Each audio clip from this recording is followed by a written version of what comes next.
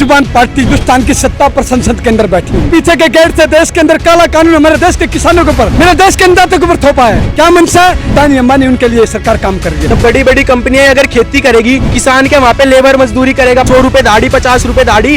कोई भी इस तरह के काले कानून, उसके खिलाफ मेरे देश का एक एक युवा सरकार को उखाड़ फेंकने का काम करेगा। प्रधानमंत्री का पद भी मुकेश अंबानी को, अदानी को दे दीजिए, कभी प्राइवेटाइजेशन कर दीजिए, वो सरकार चलाएंगे। सब चीज प्राइवेट हो रहे तो प्रधानमंत्री का पद भी प्राइवेट कर दीजिए। प्रधानमंत्री जी तो कहते कि चप्पल पहनने वालों को हवाई जहाज में बैठाऊंगा, एयर इंडिया को बेच दिया। बुलेट ट्रेन लेके आऊंगा, रेल चल रही थी हिंदुस्तान की, उसको बेच दिया। कोई उद्योगपति होता देश का, कोई भी घाटे वाली चीज को नहीं खरीदता कभी भी। जो भी फायदेमंद की चीजें थी मेरे देश की, उसको बेचा गया है। क्यों बेचा जा रहा है? इस देश का बेड़ा गर्क करने का काम किया है। ये देश को बेचने वाले लोग हैं। ये नारे लगाते थे मैं देश नहीं बिकने दूंगा, मैं कहता हूँ ये देश को बेचने वाले लोग हैं। काले अंग्रेज है मेरे हिंदुस्तान के अंदर, ये देश के लिए खतरा है। आज मेरे देश का जो LLB कर रहा है, MBA कर रहा है, BCA कर रहा है, वो युवा घोड़े बेचेगा। अरे श्री अमित शाह जी, श्री राजनाथ सिंह अपने बेटे को बोलो ना। मैं आह्वान करता हूँ कि आज देश का युवा जाग उठे, जिन्होंने अंग्रेजों की और मुगलों की गुलामी करी, सरकार को उखाड़ने का, फेंकने का काम करना है। लाइव टीवी, सच सबसे आगे। नमस्कार, आप देख रहे हैं द लाइव टीवी और मैं आपके साथ जुनैद अंसारी। किसान अध्यादेश के बाद रोजगार बेरोजगारी भी बढ़ी। जो प्रधानमंत्री ने हर साल 2 करोड़ से ज़्यादा रोजगार देने का वादा किया था, वो रोजगार पूरा नहीं कर पाए और इसी के चलते आज यूथ कांग्रेस के साथी आज संसद का घेराव किया। हमारे साथ कुछ लोग हैं। आज जो देश की वर्तमान सरकार बीजेपी सरकार, बेजुबान पार्टी जो हिंदुस्तान की सत्ता पर संसद के अंदर बैठी हुई है, उसने जिस प्रकार से पीछे के गेट से देश के अंदर काला कानून हमारे देश के किसानों के ऊपर, मेरे देश के अन्नदाता के ऊपर थोपा है। क्या जरूरत थी? आज देश के अंदर हर रोज 1 लाख से ज्यादा कोरोना के पेशेंट आ रहे हैं, संसद चल नहीं रही है, लेकिन इसकी आज ऐसी क्या जरूरत थी? आपने 6 सालों में नहीं सोचा?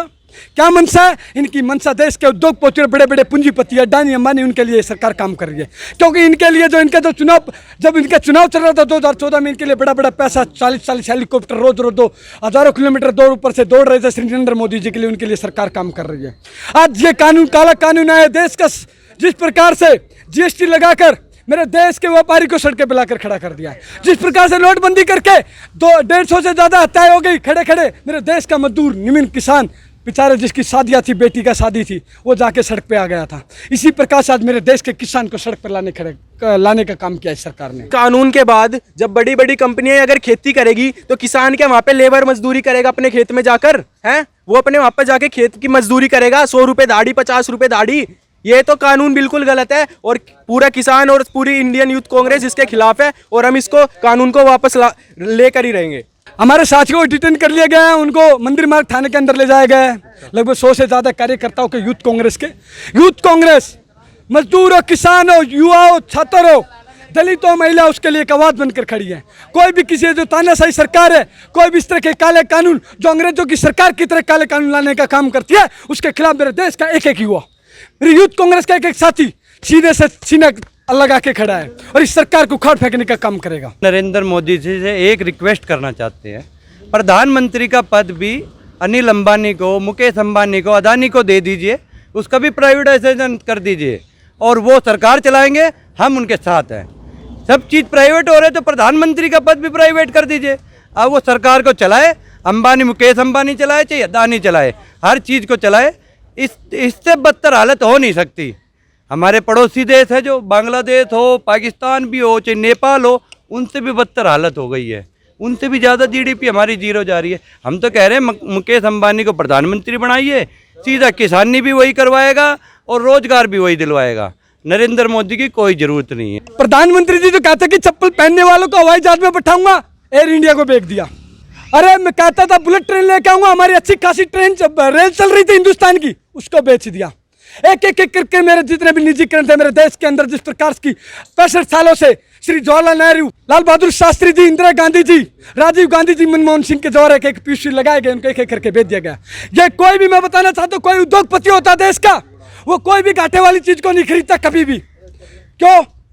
जो भी फायदेमंद की चीजें थी मेरे देश की, उसको बेचा गया है। क्यों बेचा जा रहा है? यदि उसके अंदर कोई कमी है उसको ठीक करो। एक एक करके मेरे देश का जो सैकड़ों लाखों करोड़ों युवा जो रेलवे की भर्ती देख रहा था, SSC की भर्ती देख रहा था, TPC की भर्तियां देख रहा था, कोई टीचर की देख रहा था, सारी सरकारी नौकरियां धड़ाम से बंद कर दी गई है।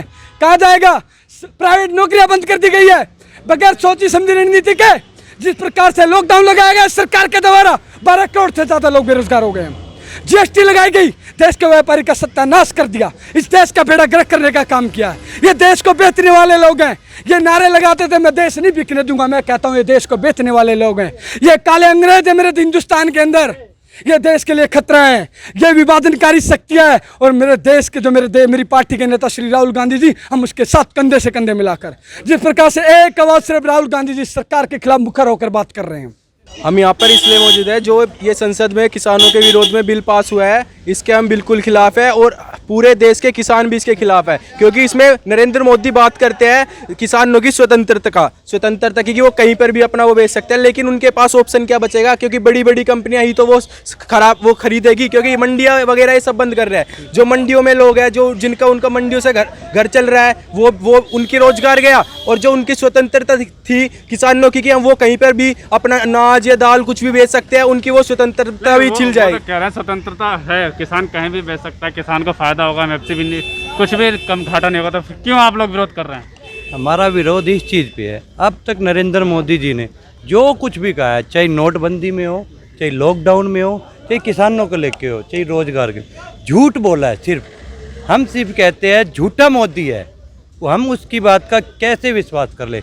हम मीडिया से ही सवाल पूछते हैं कि आप बताइए मोदी जी ने अब तक सच क्या बोला है? 2 करोड़ रोजगार दे दिए, ये सच बोला है। किसानों के लिए कैसे वो हित में काम कर सकते हैं? इससे हर किसान नाराज है। अगर उनके हित में होती किसानों की कोई बात, तो किसान आत्महत्या नहीं करता। आज मैं आपको लेके चलता हूँ, मेरे साथ चलो, लुटियन जोल में चलो। जितने भी मार्केट है वहाँ पे बाहर पकोड़े वाले खड़े हैं, चाय वाले खड़े हैं, या फिर आइसक्रीम वाले खड़े हैं, उनसे पूछ लो, उनका 10% धंधा बचा भाई साहब आज के दिन। आज मेरे देश का जो LLB कर रहा है, MBA कर रहा है, BCA कर रहा है, वो युवा पकोड़े बेचेगा? अरे श्री अमित शाह जी, श्री राजनाथ सिंह अपने बेटे को बोलो ना कि वे कॉलेज के बाहर या किसी भी संस्था के बाहर खड़े होकर रेडी लगाकर पकोड़े बेचे। इस देश का, मेरे देश का युवा जो पढ़ा लिखा युवा, वो क्यों पकोड़े बेचे? उनकी नजर में धंधा होगा पकोड़ा बेचना। लेकिन मैं कहता हूं इन लोगों ने हर साल 2 करोड़ नौकरियां देने का वादा किया था, लेकिन इन 6 साल में 12 करोड़ नौकरियां उल्टी निकल गए हैं लोग। MSP की लेके बात करता हूं, श्री नरेंद्र मोदी जी ने 3 साल पहले भी MSP के दाम लगाए थे 7200 रुपये प्रति क्विंटल। इन्होंने तिलहन के दाम लगाए थे मूंग की दाल के, लेकिन वो किसान की 4400 रुपये प्रति क्विंटल बिकी। किसान को MSP से 2800 रुपये घाटे में दाल को बेचना पड़ा। क्यों? क्योंकि ये सरकार जो काला कानून लेके आई MSP के ऊपर लेके नहीं आई।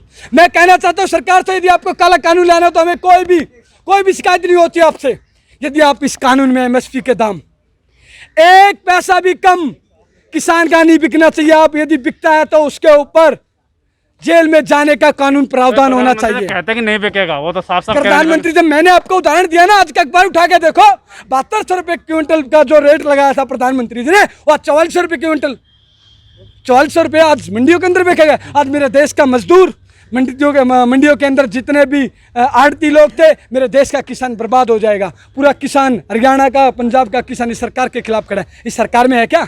एक इनके ऐसे लोग प्रवचन देते हैं, कभी तो कहते हैं POK, मुंबई POK जैसा है, कभी मेरे देश के अन्नदाता जो मेरे देश के करोड़ों 138 करोड़ जनता का पेट भरते हैं, उनको आतंकवादी बोलते हैं। कंगना रनावत, ऐसे लोगों के साथ ये सरकार चल रही है।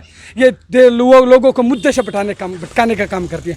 वो कहते हैं कि उन्होंने पार्टी पावर में आने से पहले एक वादा किया कि हम हर साल 2 करोड़ रोजगार देंगे, लेकिन जैसा कि आप आज देख सकते हैं, सभी को दिख रहा है, उल्टा उन्होंने तो 14 करोड़ रोजगार हड़प कर लिए। आज मैं देख रहा हूँ जिनकी 1-1 लाख सैलरी थी, आज वो बंदा 20-20 हजार रुपए की नौकरी करने के लिए तरस रहा है। 20 हजार की नौकरी नहीं मिल रही उसको। और हम युवा है, हम अभी पढ़ रहे हैं, आगे जाके हमारा भविष्य क्या होगा? हम क्या पकोड़े बेचेंगे? हम क्या MBA करेंगे पकोड़े बेचेंगे, या चाय की ठेली लगाएंगे? हैं, हम तो इसके विरोध में है, और हमारे यूथ कांग्रेस पूरा इसका विरोध करेगी। ये बिल्कुल काला कानून है। ये तो अंग्रेजों वाली नीति हो रखी है कि बड़ी बड़ी कंपनियों के हाथों में इस देश को दे दो, और वो जैसे इस देश को चलाना चाहेगी वैसे चलाएगी। पर हम ऐसा नहीं होने देंगे। हमारा किसान और हम आम आदमी ऐसा नहीं होने देगा बिल्कुल भी। मैं आह्वान करता हूं कि आज देश का युवा जाग उठे, और ये निरंकुश और ये जो तानाशाही सरकार है, अंग्रेजों की गुलामी सरकार है, जिन्होंने आजीवन अंग्रेजों की और मुगलों की गुलामी कर इस सरकार को उखाड़ने का, फेंकने का काम करना है।